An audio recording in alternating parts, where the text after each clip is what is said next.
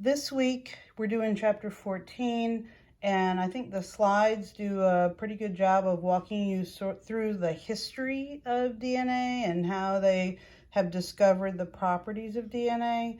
But I did want to go through replication because that can get a little complicated. So just to review though, remember that DNA is a double strand. It's technically, if we were to look at it as a molecule, you know, it's got that spiral to it so that it kind of wraps sideways. So that's why they call it a double helix, because you've got the two sides. The sides are always sugar phosphate, and then in between are the nitrogen bases. Of course, if we look at a nucleotide is a sugar, a phosphate, and a nitrogen base. If you're looking at a DNA nucleotide, the sugar there is deoxyribose, a phosphate, and then the bases that you could have are adenine, guanine, cytosine, or thymine.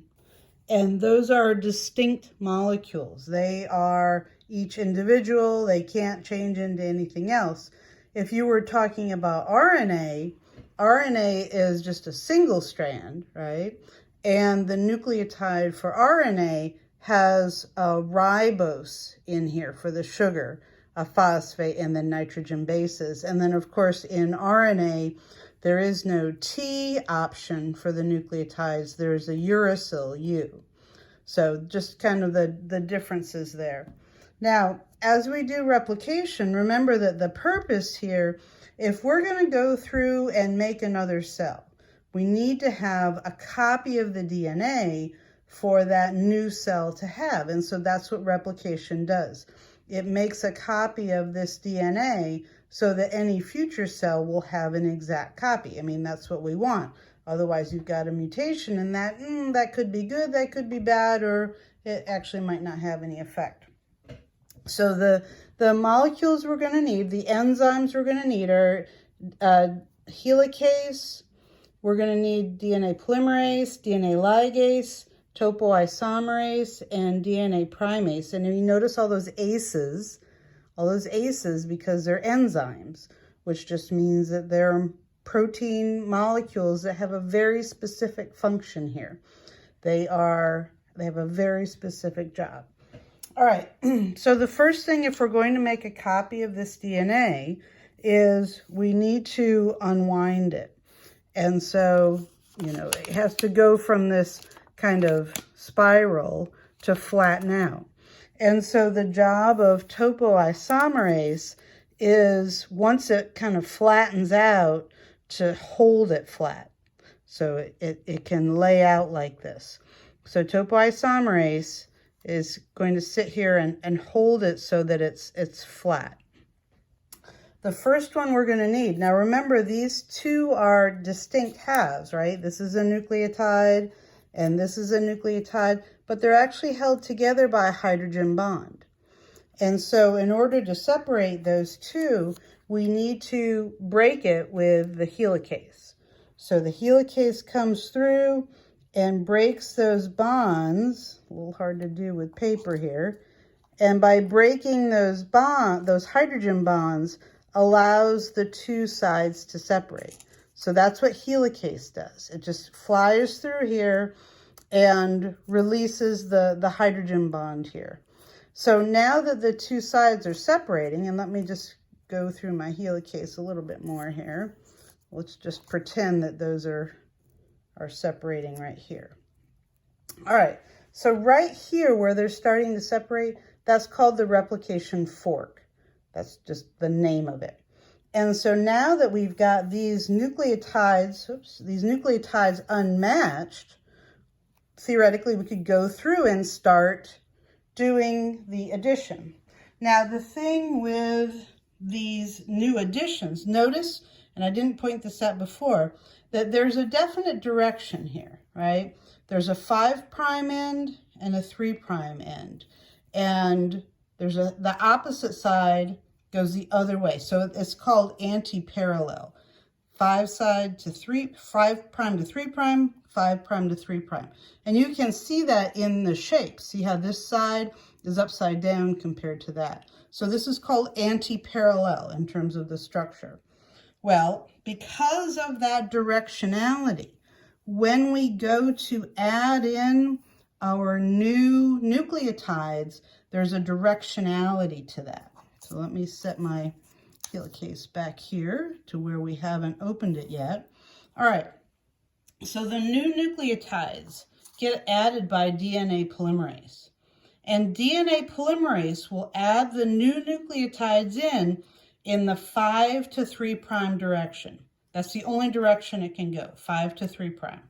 So if we look at our two strands here, if this side is 3', the new side is 5', that direction.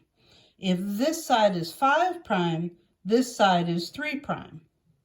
That means that the DNA polymerase can start over here, and as the helicase unwinds everything, the DNA polymerase can just follow along.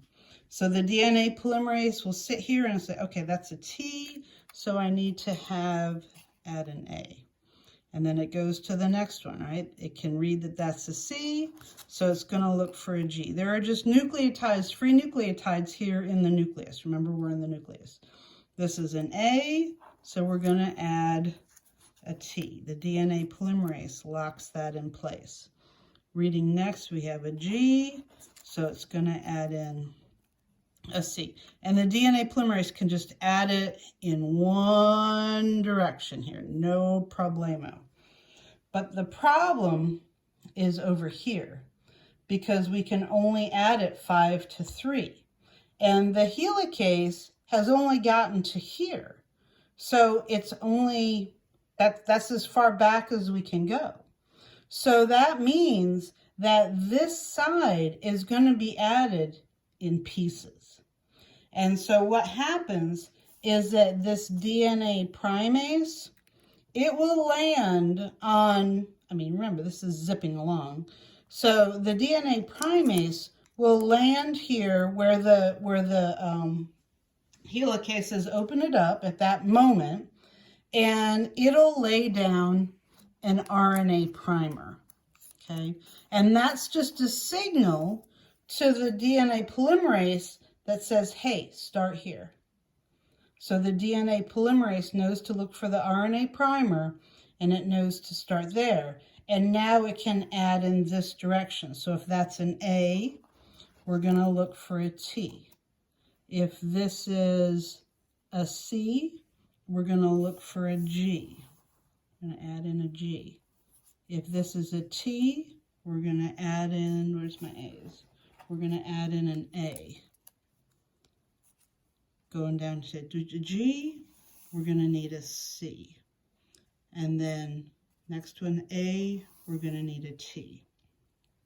So now that that little section is done, but of course the helicase has been zipping along here, so now we could get a new RNA primer down here, and we can say, okay, the next DNA polymerase, you start here.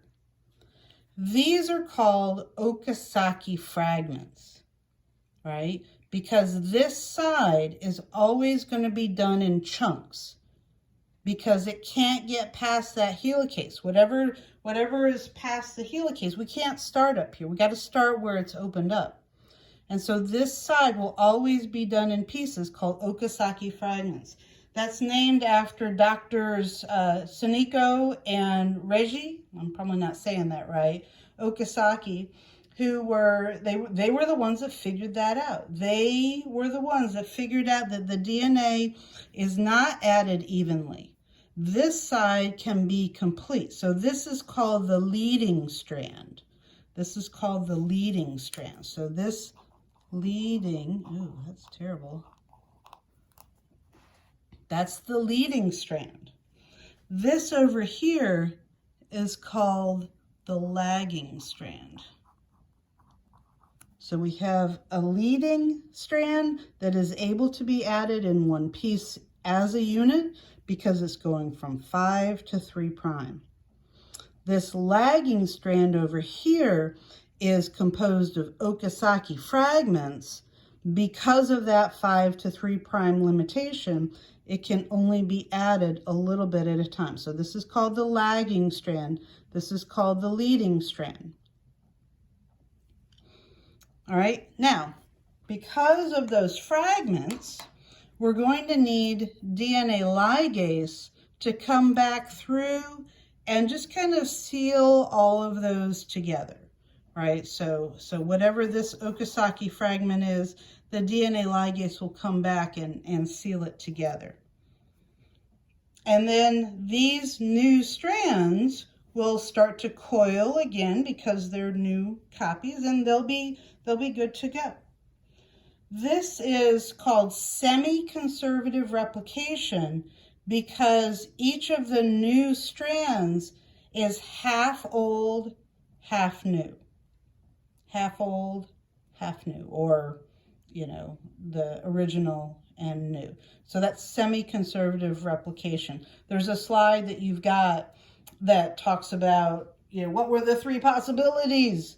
That it's totally conservative, so that the new, that the strand of, original strand of DNA is continued, and the new strand is somehow formed from this, and it itself is new, but no.